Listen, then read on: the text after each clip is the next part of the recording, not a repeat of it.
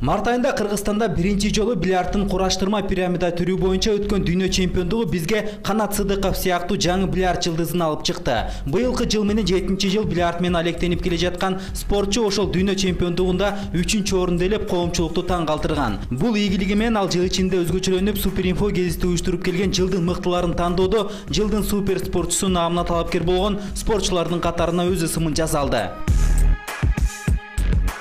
Канат 1989 жылы 31 майда Талас облусуна караштуу Кара Бура районунун Аманбаев айылында жарык дүйнөгө келген. Кыргызстандын 3 жолку чемпиону, эл аралык класстагы спорт чебери. Учурда бойдок. 2003 жылы мен эсимде да 11 июлда айылда атам бильярдный клуб ачты. Бильярдный клуб ачып, ошондо биринчи жолу кийде кармагам да эсимде да 11 июлда кармагам. Ал эми каарманыбыздын алдыга койгон максаттары чоң. Ар бир спортсмендин бул чоң эмеси да достижение бул чемпионат мираны утканга. Мен ошо бильярд боюнча чемпионат мираны уткум келет. Андан кийин эле Кубок Кремля бизде аябай мына титульный чемпионаттарда Кубок Кремля, чемпионат Азии, чемпионат Европы, Евротур, открытый дегендей. Биз чет мамлекетке чыкканда арда бир 15-20 мамлекет турат. Ошонун арасында бүт желектеп турганда Кыргызстан гимни ойнолуп, Кыргызстан желеги минтип көтөрүлүп атсачы, бул даже мындай керот ушундай учурлар болуп кетчү, биздин көзүбүздөн жаш чыгып кетет да. Сүйүнөсүң да. Ушунча мен деген өтө чоң держава, Россия, Украина, Казакстан ушундай эмелеп турганда Кыргызстан желеги көтөрүлүп, Кыргызстан гимни ойнолуп атса, биринчи место туруп алып. Просто берде мынтип сөз менен айтып, бул нерсени жеткизе албайсың. Мына ошол чечелерге чыгып калганда кыйынчылыктар болобу деген сурообузга төмөнкүдөй жооп берди. 2010 жылы чемпионат мирага Германияга барганбыз. Франкфурт на Майнеге Виллинген деген шаарына бардык. Арда дүйнөнүн биринчилиги өтүп калды. Ошол боюнча барганда мен Каныбек Сагынбаев, анан кийин мынакей байкебиз кирип калат, Кубанычбек Сагындыков, анан кийин Антон Нетесов, мен Канат Сыдыков. Төртөөбүз барганбыз 2010-до. Төртөөбүз барып Франкфурт на Майне аэропортто түшкөндө мындай болуп калды. Аэропортто түшкөндө төртөөбүз тең мындай англисчени жакшылап түшүндүрө албайт экенбиз. Андан кийин акта же орусча эметип албайт. I am Russian дейсиң, бирок орусча сүйлөйбүз дейсиң, орустар мындай чыккан жок да. Чыкса да мүмкүн бизге унчукпай койду, билбейбиз аны. Андан кийин бизге самолеттон конгондо жеребьевка билесиңер да, Чучугулак. Жеребьевкага 3 саат калган. 3 саатта уже 3 сааттан жетишпей калсаң, уже биз ошончо барып катышпай эле кайра келмекпиз. Ошо ылайыктуу. Биз бирөөсү орусча кичине түшүнөт экен. Сурап калдык да, немкадан. Сурап калып, не подскажете, пожалуйста, Виллинген, отсюда сколько километров там, деп сурап калсак.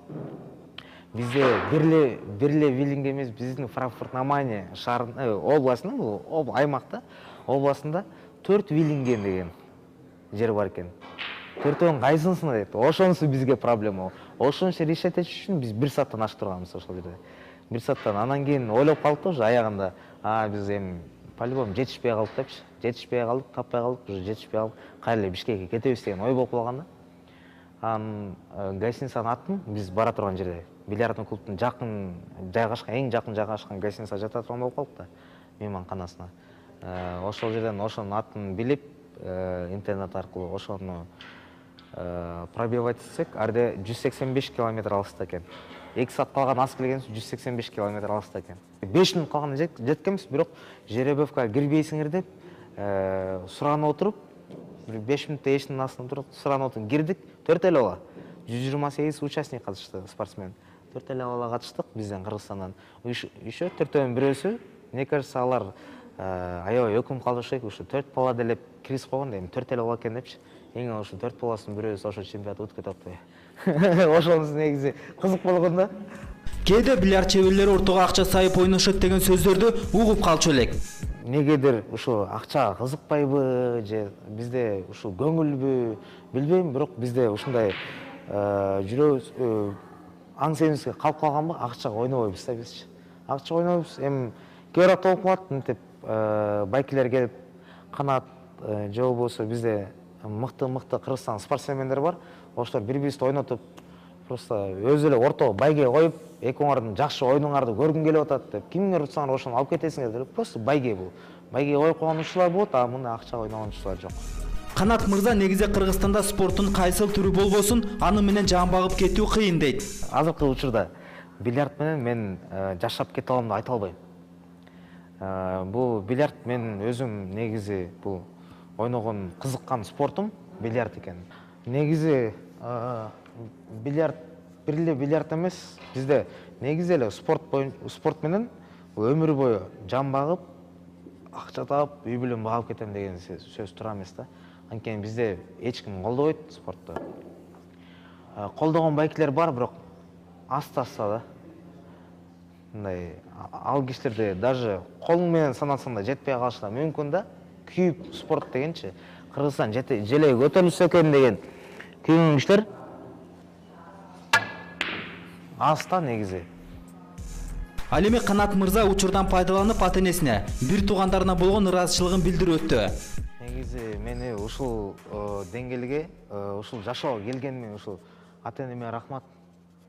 Ата-энеме жанагы мен бир тууган эки эжем бар, Роза, жана Раушан деген. Эки эжеме рахмат. Ушул деңгээлге мени ушу көтөрмөлөп, ушу сен мыкты болсуң, сен утасың, сен жеңесиң, сен минишиң керек деп негизи эле түрткү берип, негизи эле любой эле баланы же кызды, кыз кишини бул ата-энеси көтөрүп чыгат го дейм. Эң биринчи көтөрүп чыккан бул ата-энеси. Ата-энеме рахмат. Миң мирте ыраазычылыгымды билдирем. Маек соңунда кыргыз желегин желбиреткен улут сыймыгы болуп жүрө бер демекчибиз.